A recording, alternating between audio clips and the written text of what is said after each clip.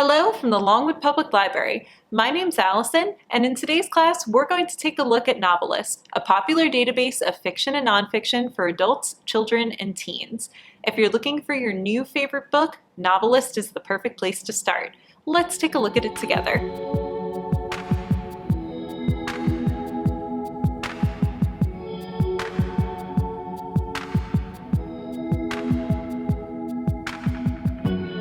To get to Novelist, you're first going to go to our website, www.longwoodlibrary.org. Up at the top of the screen, click Research, and then there's two different ways to get to Novelist from here. First, you can use the alphabetical database list. So if I click on the N and then scroll down, that'll take us to Novelist. But we can also get to Novelist by looking under Subject. So if I come back up and I go to Subject, we have Books and Reading. And then we scroll down to Apply. We will also find Novelist pop up on the list. There are two different ways to actually access Novelist from here. First off, if you are inside the library, you can click here where it says Inside the Library, and it'll allow you to log into Novelist without you putting in your barcode and password. But if you're at home, you're going to have to do it a little bit differently. So let's go back to that previous page.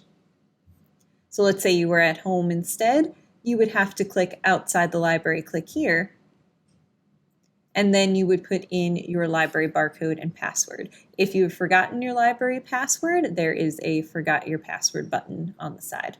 Now, in my case, I am in the library, so we're going to click Inside the Library. And we're going to go straight to Novelist homepage. From the homepage, there are a ton of things that you can look at before we even start searching for individual titles and authors. And that's what I really like about Novelist. If I just want to read a book and I have no idea what I want to read, Novelist makes it very easy to find resources as soon as I log in. So a couple things that are going on here on the main page. First off, we have this cool area that is right in the front where they will randomly generate different book lists every week. And these book lists are created from what Novelist calls appeal factors. We're going to talk a little bit more about appeal factors later, but for right now, I just want you to see how we have these multiple lists that are here on the screen. And you can also see that we have a list for different age groups. So right now we're looking at the adult list, but we can also click to look at the teen list, ages 9 through 12, and ages 8 through 0. So Novelist does serve all of these different audiences. Scrolling down a little bit more on this page, we have recommendations based on specific genres. So if I just want to get an idea of what has come out recently in a genre that I like reading, we can click on what age level I want. In our case, we're going to do for adults. And then I can scroll down to whatever genre I'm interested in, and we'll see books that are currently new or are just very popular in the genres. So for example, I like to read fantasy. And we can see under fantasy here, we have a bunch of different recommendations. So if any of these books seem interesting to me, I can click on their cover to learn a little bit more about them. Now, if I have a favorite genre, I can also go a little bit deeper with Novelist Keeping Up area. So if I scroll down past Browse Genres, we get the Keeping Up area here. And I can click a genre that I'm either very familiar with or that maybe I have never read before and I want to get into reading. I'm going to click Mystery here as an example. So when I click this, it will give me an idea of what the mystery genre is about. And then scrolling down a little more, we could take a look at the genre essentials. So these are the recommended lists for people just getting into mysteries. So you can see we have this article, Getting Up to Speed in Mysteries, that I can click on. where they'll explain what mystery fiction is, what kind of things happen in it, and it'll give me some key titles that I can start reading. So that way I can go ahead and get caught up. I can also go back to that keeping up area and scroll down even more for more information and articles related to mysteries. So if you really have a genre that you love and you read on a regular basis and you want to get an idea of like maybe what's new and what you missed, or if you have a completely new genre that you want to get into, I definitely recommend checking out those keeping up areas. Now, one of my favorite areas in Novelist is actually right on the homepage off to the left-hand side, and that is the recommended reads list. So these are lists that are curated by staff members at Novelist, and they will give you different book lists based on different genres or different popular topics. So for example, let's take a look. We have different lists for different age categories. We're going to look again at the adult list. So let's say we click on fantasy here. And you can see that we not only just get a general list on fantasy, but we also get all of these little subcategories. So for example, we have dark fantasy, we have urban fantasy, we have epic fantasy, we have fantasy stories about fairies, fantasy stories about dragons. So we can really get specific on the types of fantasy that we enjoy. We can even see some of the other categories here which aren't genre-based. For example, the fans of category, where they will make reading recommendations based on different popular pieces of media. So for example, if you like Game of Thrones, there's a book list for people who like Game of Thrones. If you like Handmaid's Tale, if you like This Is Us, if you like Gilmore Girls, it's a random assortment of things, but if you like any of these series, they have book lists there that you can take a look at. So if you just can't get enough of watching the show, it might be a good idea to check out Novelist and see if they've created a list of recommendations. So that way you can check out something similar. And again, Novelist does break down these recommended reads list by ages. So this I think is very helpful for teachers. You know, if you're a teacher and you're doing a particular lesson plan, you can come and look through these different genres and different topics and maybe see if there is a list that you can use with your students. Also good for parents who maybe have some picky readers at home. It can be tough to pick out the perfect book for your child. It does happen where a kid only wants to read one particular author, one particular series. So this is a good way to be able to go in and maybe find other series that are similar to that. All right, so let's say we wanted to go ahead and look for a specific book. So this could be either a book I'm thinking about reading and I just want more information about. It could be a book that I recently finished and I want to find titles that are similar to it. Either way, you're going to use the search function of Novelist. We're going to come up to the top here where the search bar is, and we're going to type in the title of a book. So I'm going to use Where, it would help if I spelled where, right? Here we go. Where the Crawdads Sing. Here we go. So I typed in a title and I hit the enter button on my keyboard. You could also hit search up here.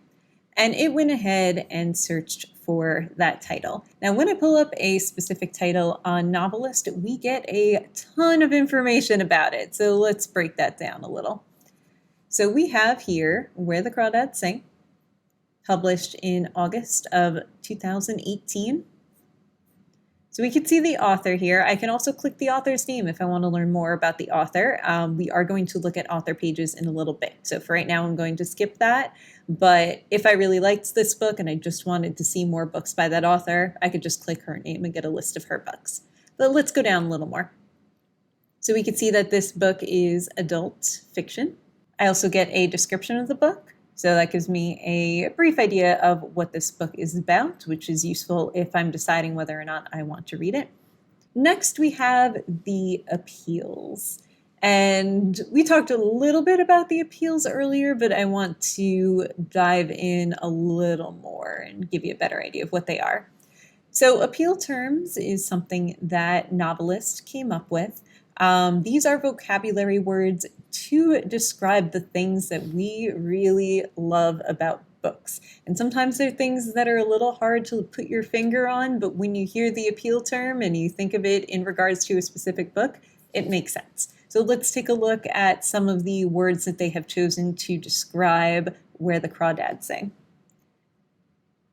So looking at first the character terms. So these are appeal terms related to the characters. This is a story with quirky and sympathetic characters. This is something I hear a lot at the library. I've had a lot of people come up to me specifically in regards to cozy mysteries and say things like, I really like it where you have a bunch of interesting people living in a small town and you get to know their lives and things that they're doing. And it's like people who are maybe a little bit eccentric or have interesting hobbies. People like characters that are out of the box sometimes. So that is something you could search for. We have under storyline, we have that this is a book that is very character driven. So character-driven plot lines are plots where the characters make decisions. The characters drive the story forward, and it's really about their lives and their relationships with each other. Moving down a little bit further, we have the pace is described as leisurely. So this is not going to be a breakneck James Patterson, turn every page, reading till midnight. This is a very leisurely paced book. For the tone, it is described as atmospheric and romantic. I think tone is a very difficult thing to describe, and Novelist does a really good job at picking appeal terms that match. It's one of those things where you can't tell what makes a book atmospheric, but once you hear a book described as atmospheric, it seems to fit, right? And in the case of something like Where the Crawdads Sing, this is being described as an atmospheric book. If I want to find a book that is similar, knowing what tone Novelist picked will give me an idea of some other books that might have that similar feeling. And I am going to show you how to search by appeal factors later. We're going to use the appeal mixer and we'll try to find some fun books with that. But just know for now that if you look up a book that you really like or you're thinking about reading, you will get those appeal terms right on this main page. Scrolling down a little more, we get media mentions. If this book was mentioned in the media at all, they actually give you an idea of where it was mentioned and when it was mentioned. And then we also have information like the book's Lexile level, very useful for teachers or parents who want to find a book at an appropriate level for their child. Scrolling down a little bit, we have reviews. So if you want to get an idea of whether or not this book might be right for you, it's a good idea to read those reviews. These reviews are actually taken from the same journals that we as librarians read to pick books for our patrons. So we have Publishers Weekly and Kirkus for this specific book, so you can read through those. We also have information that is specific to the audiobook. So in the case of Where the Crawdads Sings, there is one listed audiobook production, and I can actually click on the title of that audiobook, and we can get information related specifically to the audiobook, such as the narrator or how long it is. Going back, we also have a list and articles section, so we can see if that book was featured in any list or articles on Novelist. And then we have my favorite area of Novelist, which is the read-alikes. So read-alikes are books that are recommended based on a specific title or author. So these are read-alikes for Where the Crawdads Sing. So let's do View All under read-alikes here. And this will give us a list of books that are similar to Where the Crawdads Sing. And for each recommendation, we'll get a reason why this book was recommended. And we'll also get the title and author, so that way I can go ahead and look it up either in the library catalog or in Novelist if I want to learn a little bit more about it. Now, for the reasons, the ones that have names after them are created by humans. So these are things that were either submitted to Novelist or were written by Novelist staff members. So anything that is signed is something that was written by a person. And we also have some computer generated ones that are unsigned. And these are usually based on either appeal factors or themes that the books have overlapping. Usually, the books that are more popular will get more signed recommendations, but almost every book is going to have a mix of both signed recommendations and computer generated recommendations. Now, let's say we wanted information on a author rather than a title. So let's take a look at a specific author. I'm going to put in Mr. Stephen King. There we go. So under author, we have Stephen King here. I'm just going to click his name.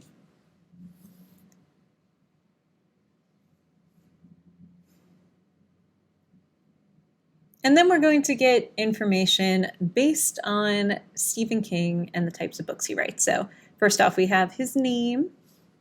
Then we have what he's writing. So he writes adult fiction and nonfiction.